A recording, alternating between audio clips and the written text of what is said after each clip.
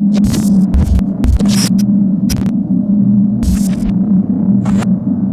to Coaches Weekly. I'm CJ Sellner here with head women's basketball coach Rusty Rogers.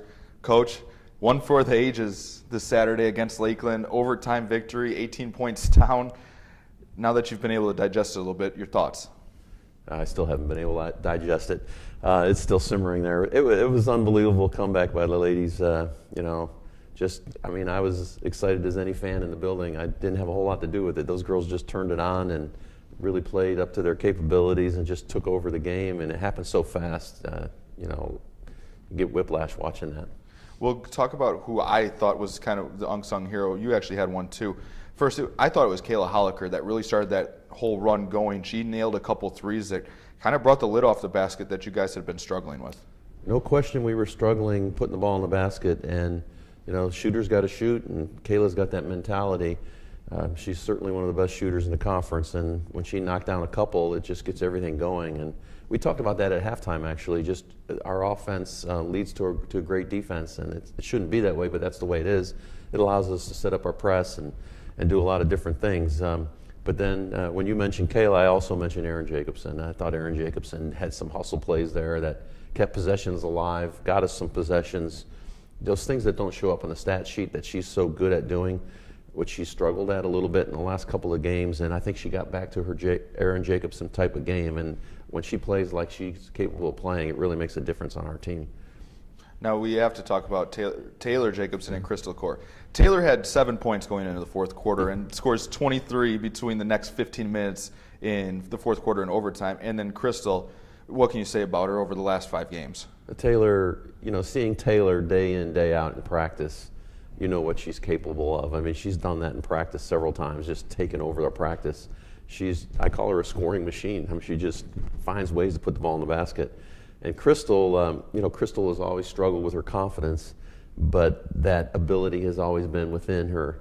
And in the last 5 games, I think she's played as good as anybody in the country. I mean, with all the double-doubles and just everything that she's doing on the floor, undersized post player, which she has turned into an advantage for herself with her quickness.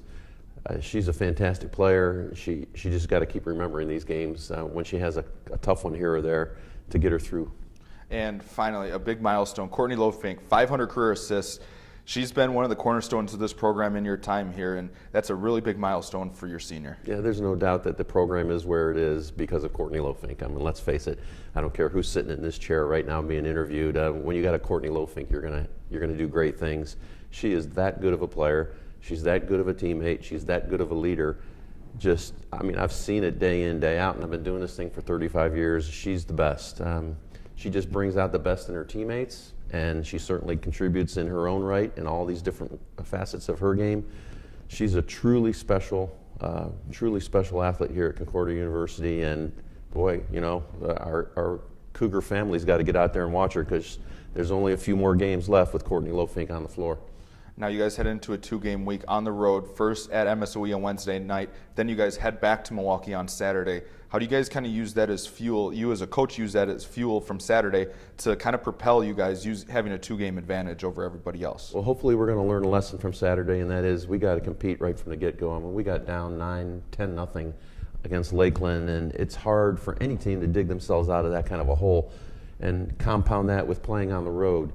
So the challenges are ahead of us, but the experience of what we just went through hopefully will ignite us and get us playing good from the top, from the tip-off. But we're going to be challenged every time we go out on the floor because we depend so much on our outside shooting, and that is one facet of the game that can go up and down with even the professional players. So we got to get a little bit more consistency in our scoring and definitely get more consistent with our defense. When our offense is struggling, we've got to really step it up on the defensive end, and that's kind of where we're at right now. So it's going to be a challenge this week. It's crazy, that stat that I keep bringing up to you, though. 24-3 when the 69 or more points are scored, and 0-10 when we don't get to that mark. Yeah, CJ, we were hovering around 40, 50 mark with the fourth quarter in, and I'm thinking, how in the world are we going to get to that 70 number? And I felt like looking back at you, like, how are we going to do this? And then kind of Taylor Jacobson just took over, and boom, next thing you know, we got 70 points, and I'm feeling really good. Well, congratulations on what was really a great experience of a win, especially to call it on the radio this weekend. Cougars will take to the floor on Wednesday and Saturday. You can find all the live feeds at cucougars.com.